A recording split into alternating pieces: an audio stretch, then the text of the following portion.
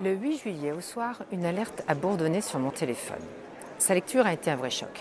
José Manuel Barroso venait d'être recruté par la banque Goldman Sachs. Petit rappel pour ceux qui ont oublié le début de l'histoire. Goldman Sachs, c'est une banque d'investissement dont le siège social est à New York. Ancienne, renommée et pas vraiment respectable de mon point de vue. Son nom est lié à beaucoup des crises de l'histoire de la finance. Je n'en retiens que deux assez récentes. La crise des subprimes en 2007 et la crise de la dette grecque en 2008. Dans les deux cas, il est avéré que Goldman Sachs, la firme, comme elle est parfois surnommée, a joué un rôle très néfaste et même passible des tribunaux. On retrouve chaque fois le même mécanisme. Participer à la création d'une bulle financière, puis en tirer des profits lorsqu'elle éclate. Comment ? Titrisation, manipulation, spéculation et, j'allais oublier, falsification.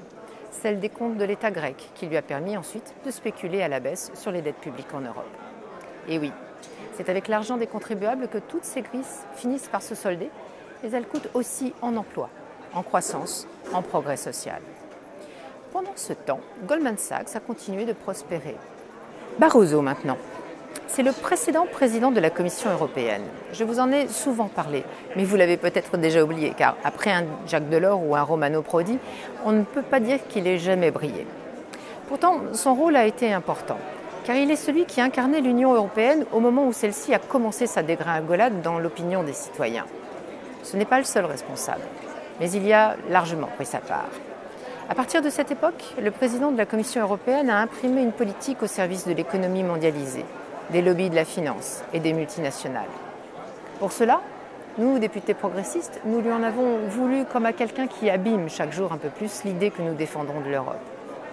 D'ailleurs, j'aimerais que l'on se souvienne que les socialistes français n'ont pas voté pour le renouvellement de José Manuel Barroso à la tête de la Commission en 2009.